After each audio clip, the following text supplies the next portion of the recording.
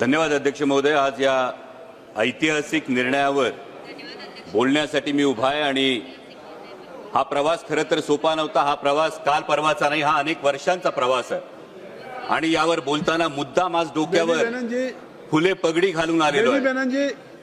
कारण जेव्हा देशात ढोल गवार शूद्र नारी सब ताडन के अधिकारी हे ब्रह्मवाक्य मानलं जात होतं, त्याचं पालन होत होतं, त्यावेळी महिलांसाठी स्त्रियांसाठी शिक्षणाची दारं खुली करणारे जब समाज सुधारणा असेल उसके बीच से आप नहीं जाएंगे. समाज सुधारणा असेल, स्त्री सुधारणा असेल, स्त्री शिक्षण अभी भी मैं सभी सदस्यों से एक मिनट सभी माननीय सदस्यों से कहना चाहता हूं कि जब कोई माननीय सदस्य अगर बोल रहे हैं उनके और चेयर के बीच से क्रॉस करके मत जाएं.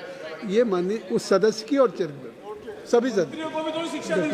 धन्यवाद अध्यक्ष महोदय. आज या ऐतिहासिक क्षणी बोलताना मुद्दाम डोक्यावर फुले पगडी घालून उभा आहे बोलायला. कारण जेव्हा या देशामध्ये ढोल गवार शूद्र पशु नारी सब ताडन के अधिकारी हे ब्रह्मवाक्य मानलं जात होतं, त्याचं पालन होत होतं, तेव्हा स्त्री स्वातंत्र्याचा स्त्री शिक्षणाचा पुरस्कार करणारे पहिले समाज सुधारक कोण होते तर ते महात्मा ज्योतिराव फुले होते. जेव्हा पूर्ण चेहरा झाकला जाईल असा घुंगट ओढून चूल आणि मूल यापर्यंतच महिलेला राखून ठेवलं जात होतं, तिला बंधनात ठेवलं जात होतं, माणूस म्हणून सुद्धा जगण्याचा अधिकार नाकारला जात होता, तेव्हा ज्यांनी उंबरठा ओलांडला, शेणगारा सोसला, पण स्त्रीला अक्षरांची ओळख करून दिली, तिला तिच्या स्त्रीत्वाची जाणीव करून दिली, त्या क्रांतिज्योती सावित्रीबाई फुले. या फुले दाम्पत्याचं फार मोठं योगदान या संपूर्ण प्रवासात आहे. आणि आज नारी शक्ती वंदन अधिनियमाच्या अंमलबजावणीची चर्चा करत असताना महात्मा ज्योतिराव फुले आणि क्रांतिज्योती सावित्रीबाई फुले यांना अभिवादन करणं आपणा सर्वांचं कर्तव्य आहे. आणि त्याच वेळी त्यांच्या द्विजन्म शताब्दी वर्षातही अजूनही त्यांना भारतरत्न पुरस्कार आपण देऊ शकलो नाही, हे देशाचं दुर्दैव आहे. अध्यक्ष महोदय, महात्मा ज्योतिराव फुले तथागत भगवान गौतम बुद्ध आणि संत कबीर यांना गुरुस्थानी मानणाऱ्या डॉक्टर बाबासाहेब आंबेडकरांनी जे इंग्लंड अमेरिकेला जमलं नाही ना ते करून दाखवलं. संविधानाच्या अंमलबजावणीपासून पहिल्या दिवसापासून हा महिलांना मतदानाचा अधिकार दिला. आणि ही नररत्न ज्या महाराष्ट्रात जन्मली त्या महाराष्ट्राचा मी मावळा आहे. ज्या महाराष्ट्रात एक फार मोठा मातृत्वाचा, नेतृत्वाचा आणि कर्तृत्वाचा वसाडी वारसा आहे. जो मातृत्वाचा वसाडी वारसा आहे तो राष्ट्रमाता जिजाऊ माँसाहेबांचा आहे. कर्तृत्वाचा वसाडी वारसा क्रांतिज्योती सावित्रीबाई फुल्यांचा आणि नेतृत्वाचा वसाडी वारसा पुण्यश्लोक अहिल्याबाई होळकरांचा आहे. आणि त्यामुळे या महिला आरक्षण विधेयकाला विरोध असण्याचं काही कारणच उद्भवत नाही. इतकंच नाही अध्यक्ष महोदय, तर देशात पहिल्यांदा स्थानिक स्वराज्य संस्थांमध्ये 33% महिला आरक्षण देणारं राज्य हे महाराष्ट्र होतं आणि तेव्हाचे मुख्यमंत्री होते आदरणीय शरदचंद्रजी पवार साहेब. देशाला पहिलं महिला धोरण देणारे, संरक्षण दलात महिलांना नोकरीची संधी देणारे, वडिलोपार्जित संपत्तीमध्ये सुद्धा महिलांना वाटा देणारे आदरणीय शरदचंद्रजी पवार साहेब होते. आणि त्यामुळे या महिला आरक्षण विधेयकाला विरोध करण्याचा मुळीच प्रश्न नाही. आणि जर कोणी म्हणत असेल की कुणाला वाटत असेल की हे करून आपण उपकार करतो, तर त्यांना एवढंच सांगू इच्छितो की उपकार आपण करत नाही आहोत, तर त्या मातेनं आपल्याला जन्म दिला आणि हे जग बघण्याची संधी दिली, हा तिचा आपल्यावर उपकार आहे.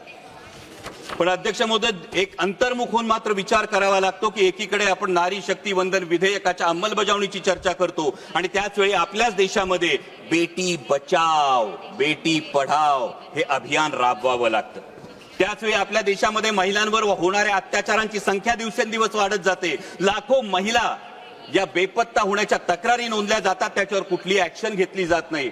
आत्ताच अध्यक्ष महोदय महाराष्ट्रामध्ये एका भोंदू बाबांचं प्रकरण समोर आलं आणि त्या भोंदू बाबाचं प्रकरण समोर आल्यानंतर त्या लैंगिक अत्याचार प्रकरणातले व्हिडिओज हे समाज माध्यमावर जर व्हायरल झाले तर मग तपास करणारे अधिकारी आणि पर्यायानं गृहमंत्री म्हणून त्यांची या महिलांचं संरक्षण करण्याची जबाबदारी नव्हती का, हा प्रश्न निर्माण होतो. आणि म्हणूनच अध्यक्ष महोदय, अंमलबजावणी करणाऱ्यांच्या मानसिकतेविषयी जरूर प्रश्नचिन्ह उपस्थित होतं. कारण यत्र नार्यास्तु पूज्यते रमन्ते तत्र देवता असं एकीकडे म्हणणाऱ्या आणि त्याच वेळी स्त्रियांना वेदांचं अध्ययन नाकारणाऱ्या आणि पतीची सेवा हे स्त्रीचं कर्तव्य असं मानणाऱ्या मनुस्मृतीचा उदो करणाऱ्यांच्या हातात जर याची अंमलबजावणी असेल तर याच्या अंमलबजावणीच्या हेतू शुद्धतेविषयी खरोखर मनात शंका निर्माण होते. कारण अध्यक्ष महोदय, खरं तर जसं मगाशी माझे सहकारी अरविंदजी सावंत यांनी म्हटलं त्या पद्धतीनं संपूर्ण विरोधी पक्षाचं हेच मत होतं की नारी शक्ती वंदन विधेयक हे 2024लाच लागू करा, द्या आमच्या बहिणींना हक्काचा अधिकार, द्या आमच्या बहिणींना या पार्लमेंटमध्ये आणि विधानसभेमध्ये प्रतिनिधित्व. आणि हे फार सोपं होतं करणं. आणि हे आवर्जून सांगतो कारण उद्या हे सांगितलं जाईल की विरोध केला, पण विरोध या गोष्टीला नाही, अंमलबजावणीच्या पद्धतीला मात्र नेमका विरोध.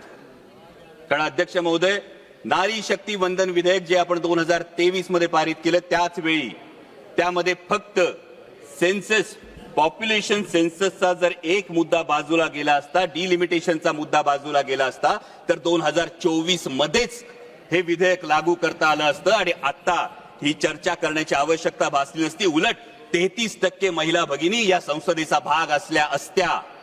परंतु आता मात्र जे विधेयक आणलंय ते महिला विधेयकाच्या आडून एक वेगळा कावा तर खेळला जात नाही ना, हा प्रश्न उपस्थित होतो.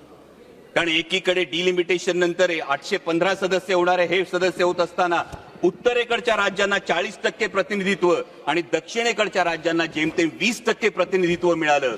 तर एक व्यक्ती, एक मत, एक मूल्य हे जे तत्व आहे या तत्वाला हरताळ फासली जाणार नाही. दुसरीकडे महत्वाचा मुद्दा हा आहे की समजा शाळेमध्ये एक विद्यार्थी आहे, तो विद्यार्थी चांगला अभ्यास करतो, चांगला अभ्यास करून चांगल्या गुणांनी पास होतो. दुसरा विद्यार्थी म्हणावा तसा अभ्यास करत नाही, त्याला गुण मिळत नाही. आपण बक्षीस कुणाला देणार? चांगल्या गुणांनी पास झालेला की अभ्यास न करणाऱ्या विद्यार्थ्याला? दुर्दैवानं ज्या राष्ट्रीय कार्यक्रम ज्या राज्यांनी अत्यंत प्रभावीपणे राबवले, लोकसंख्या नियंत्रणात आणली, त्या राज्यांना मात्र डिलिमिटेशन मध्ये शिक्षा मिळेल का आणि ज्यांनी राबवली नाही त्यांना मात्र याच्यामध्ये सवलत मिळेल का, असा प्रश्न निर्माण होतो.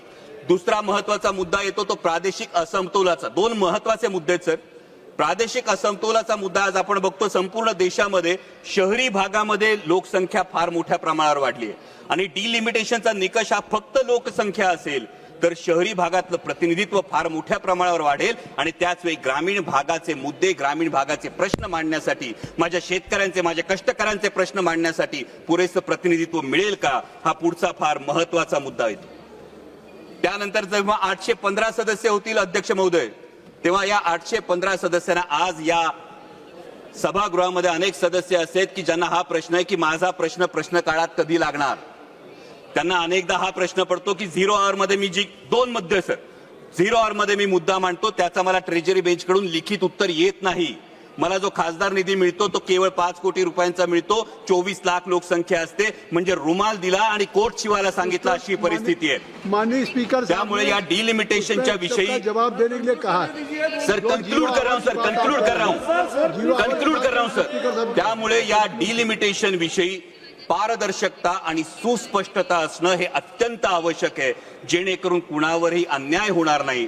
आणि त्याच वेळी जे माझे मित्रपक्षातले साथीदार आहेत त्यांना फक्त एक सल्ला देऊ इच्छितो की काही लोकांचा इतिहास असा असतो की ज्यांच्या वेळी असं म्हटलं जातं ऐसा कोई सगा नाही जिसे इन्होंने ठगा नाही. त्यामुळे यावर मतदान करताना याचा आपण जरूर भान ठेवाल अशी अपेक्षा व्यक्त करतो. आणि महिला विधेयकाला मुळीच विरोध नाही, परंतु डिलिमिटेशनच्या बाबतीत पारदर्शकता आणि सुस्पष्टता असायला हवी अशी मागणी करतो. धन्यवाद. जय शिवराय. श्री नरेश महास्के जी.